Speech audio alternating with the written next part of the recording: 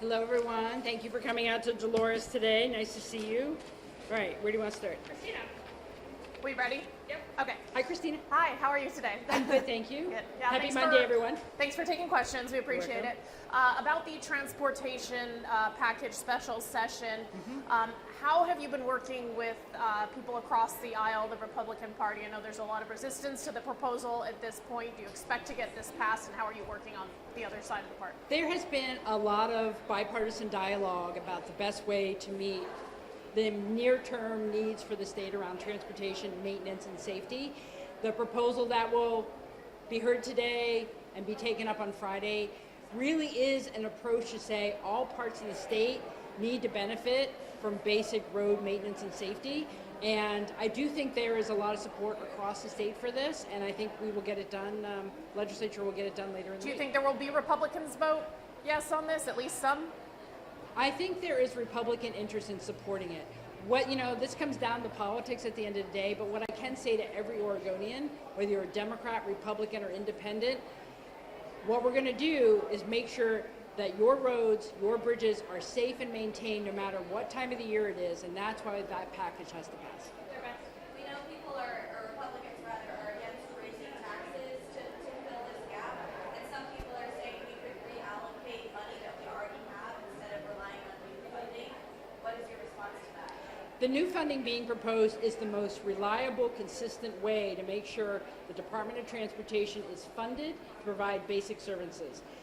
I have heard this argument that there's money somewhere else. What I would say there is most of the money that is sitting in the department's budget that can't be tapped is going to specific projects around the state.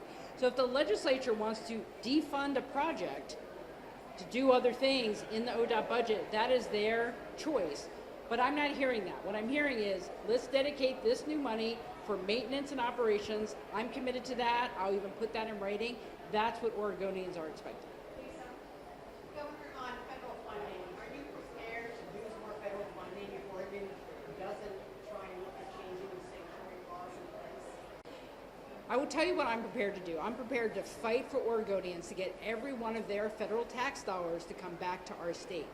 And I'm also prepared to say, look, we're going to keep going. If we have to go it alone, we will, to the best of our ability. We can stand up for our values and have the services we need, and that's been my goal all along. I'll work with anyone who wants to make sure people get what they need, and that's what I'm focusing on right now. We have a question here from Heather Roberts of KXL, who actually is asking about the bill signing today. She is asking, how specifically will these bills help mitigate price increases following federal cuts? So these bills are designed to have the Oregon Public Utility Commission that regulates PGE and Pacific Core to make sure that residential ratepayers are protected, that large users like our big data centers are paying their fair share, and bills like additional assistance and making sure people don't get rate increases in the middle of winter. That's what these bills do. They protect Oregonians when they are paying their bills. That's what they're going to do. And the Oregon Public Utility Commission is ready to get started on implementing them. 1 in 5 schools in the Portland Public Schools district has air conditioning. With these heat waves getting much more common right now, are you advocating to have more schools have air conditioning? I think across the state we have seen districts across the state trying to do more with their heating and ventilation and their air conditioning. Some of this is a follow-up to the pandemic. I do think, for example, Portland Public Schools will be getting some of the Portland Clean Energy Fund money to upgrade air conditioning and things like that in our schools. Unfortunately, that is where our districts have to go. The state has a program where we can match local dollars to help on these types of capital improvements. And I think as the weather changes, with climate change, districts are going to have to do more of that. And I think Portland Public Schools is smart for tapping into the Portland Clean Energy Fund to help them do that. Do you think on Friday you will come to some sort of agreement and you will find a way to fund this gap? Because it seems like Republicans are steadfast in their belief they don't want to raise taxes. It seems like that's what your solution is. I mean, what happens in the I think what's really important is when there's a problem or a challenge, that a real solution is put forward and try to get people to support it. Unlike the Trump administration, Oregon legislature is going to come together on Friday with a proposal that will fund basic road maintenance and operations. I would hope every elected leader in Salem would support it, and at the end of the day, we just need to get it done. I would hope it's going to be bipartisan, but nonetheless, I just want to make sure we get the proposal done so we can fund what we need to fund. Governor, back to the bids for a minute.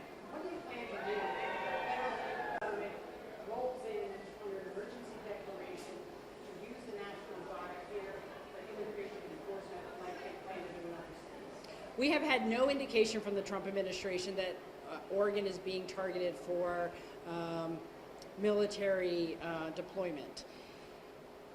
In my letter to Attorney General Bondi last week, I was really clear. We have had on the books in Oregon since the 80s laws that say local law enforcement deals with some things, federal law enforcement, federal immigration authorities deal with federal immigration enforcement. We can continue to partner with the federal administration without having them take money from us or come in here and do local law enforcement. We don't need that, and I have heard nothing from the Trump administration that would think that that's going to happen. We might not be on the first list, but we might be on the second round. I think it's unconscionable the way the Trump administration has been putting troops in American cities. Crime is not the issue here. It is a show of power and strength. I would prefer to make it very clear to the Trump administration, we have local law enforcement who is doing their job, going after criminals, enforcing community safety. We're doing our job. We don't need any help. And I would hope that we allow our active duty military and our National Guard members to be held in reserve when there is an actual emergency. Alex Baumar from the Oregon Capital Chronicle is giving me an opportunity to also reiterate your stance on the executive order directing National Guard in every state to assist with law enforcement efforts. Will the Governor's Commander-in-Chief of Oregon Guard dismiss Trump's EO? Will it change anything about how Guard currently operates in Oregon? There is no community safety crisis in Oregon. We are not requesting any help from the federal administration. I have faith in local law enforcement to do their job. And I will continue as the Commander-in-Chief of the Oregon National Guard, reserve the Guard for other disasters. Right now, we have Guard folks trained and ready out on fires. That's what I need them to be doing, not worried about local law enforcement activities. We have folks covering that. Christina. Yeah, with the energy cost savings that these bills you signed today are expected to produce for Oregonians, do you think that will mitigate the extra costs that you're proposing for gas in your transit bill package? Well, this is about people's energy bills in their homes. And this is about making sure the big electric users of electricity pay their fair share. When these bills are fully implemented, Oregonians will be protected from uncertain rate increases, from making sure they're only paying what they're using versus the large users out there. These are the right things to ensure energy affordability for Oregonians across the state. It has nothing to do with the transportation package. But do you think it will mitigate some of the extra increase that will come about if that package passes? Oregonians have a tradition and commitment to paying for the maintenance and operation of the roads, and that's the proposal in front of the legislature on Friday. Any other questions? All right, well done. Thank you. Thanks, everybody. Appreciate it.